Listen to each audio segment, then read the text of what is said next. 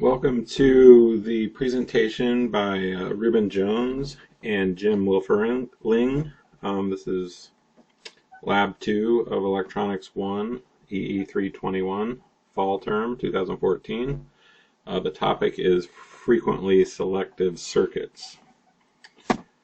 Quickly to go over an outline of our presentation, we're starting with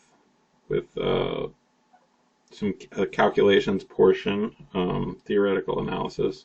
Then we're going to show some LT-SPICE simulations, followed by experimental results, then a quick analysis and a conclusion.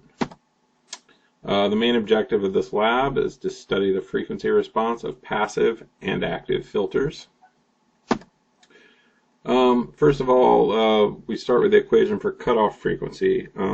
Cutoff frequency of a low-pass filter is 2 pi times the resistance times the capacitance, and that is the units are hertz.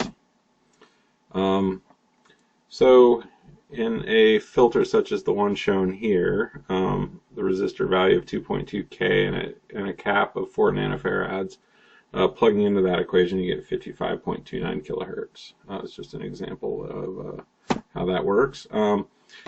So if you're given a frequency and a capacitance and you rearrange the equation, you can solve for the resistor as was done in the first part of this project. And this is the result. This is the filter.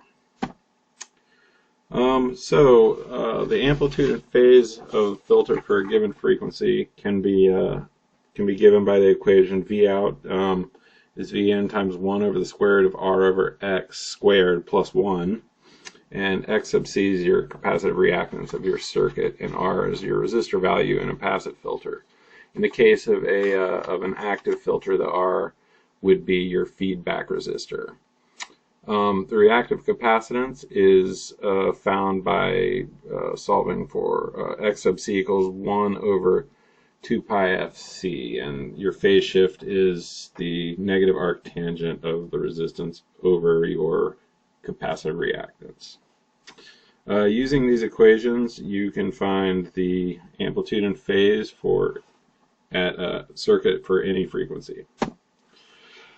Okay, so the first part of the project, we designed the passive first order low pass filter seen previously in the slide. Is the one with a cutoff frequency of 1.59 kilohertz with a 10 nanofarad capacitor, and backing up, I believe our resistor was 10K. Yeah. So we were tasked to determine our output voltage, amplitude, and phase at I think 7 different frequencies. Yeah, and this table kind of shows that. So our amplitude was 1 volt at each frequency, and these columns here show the output amplitude of the voltage and the phase shift. You can see the amplitude decreases greatly as the frequency increases, showing that it's cutting off at that frequency. Here's an active low-pass filter. Once again, the cutoff frequency is given by 1 over 2 pi RFC, where RF is the feedback resistor. And doing the calculation, we found the frequency to be, let's see, 26.5 kilohertz. Yeah, for that one. So once again, we were given a set of values and asked to find a resistance and design this circuit, which we did. And then we were asked to repeat the same process as before. So we've got the amplitude and phase for this active low-pass filter using the 10 nanofarad capacitor and the 10 kilo ohm feedback resistor. So the amplitude is affected in this case by the op amp having a gain of 2, and we can see here we've got same thing as before. We've got input amplitude at 1 volt, and these are our output amplitudes and phase shifts. And once again, these are theoretical values. These will be tested later in simulation and in actual practice. So we're going to change the cutoff on this and change the resistor size, and we found that it changed everything. And we'll see again later a visual of this. So here is, this is for voltage versus frequency for our low-pass passive filter. We can see the magnitude and the phase curve here. The thicker line is the magnitude, and the thin line is the phase curve, I believe, yeah. And that's for the first filter. Here is the active filter with the gain of 2, the active low pass. And here is the voltage versus frequency of the low pass active filter with the smaller resistor.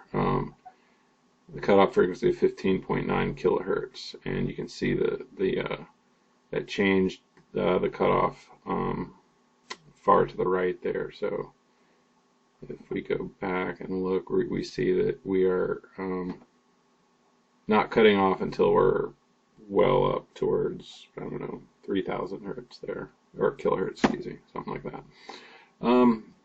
So for the passive low-pass filter, output voltage versus time, or the square wave input of 0.1 times the cutoff frequency. We've got a 1 volt amplitude on that. Here is a passive low-pass filter, voltage versus time, square wave input. The amplitude barely makes it to half power on that one. And here is an active low-pass filter with gain of -2, output voltage versus time with a square wave input of 0.1, and the frequency of 159 hertz, excuse me. So the amplitude's inverted here to the -2 volts.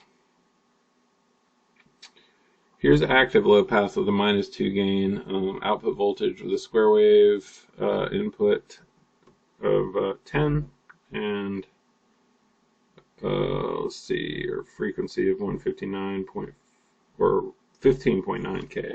hertz. The amplitude here is -1.2 volts, barely clearing half power. Active high pass with a -2 times gain. Same frequency as before, output voltage versus time, same thing. Seeing the same result there with the amplitude of -2 volts. Let me just skip that. Let's get on to the measurements. These are scope shots of the filters that we built. This is the low pass passive filter with a 500 hertz sine wave input. Output is 92% of predicted. Here's a shot of our low pass passive filter with 1 kilohertz sine wave. Output's beginning to drop, and we're showing it at 8.24 millivolts. Here is at 5 different frequencies: 1.5, 2, 3, 15, and 50K sine wave. You can see the output falling off as the frequency increases, and drops from 712 millivolts to 34 by the time you get up to the 50K. So the filter's working. Here's the actual values for those results.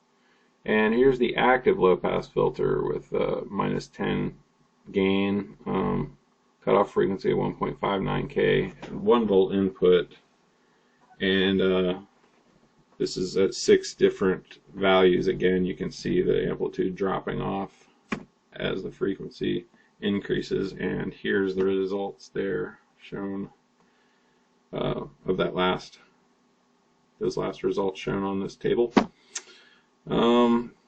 So passive low pass with a frequency of 1.59K, 1 volt square input, the output's nearly a full volt, almost all the signals passing on that one. Whereas the passive low pass with the frequency 1.59K 1 volt square input, at 10 times that, we see that we're far past the cutoff frequency, and our output's only 0.148. So nearly none of the signals passing on this one. The results were fairly conclusive. We proved the calculations were correct. Cutoff frequency output was about half of the input. For the square wave signal, the results correlated tightly with the simulation. When the cutoff frequency changed, or the input frequency changed with respect to the cutoff frequency, it is indicated in the output in correlation with the calculated and simulated values.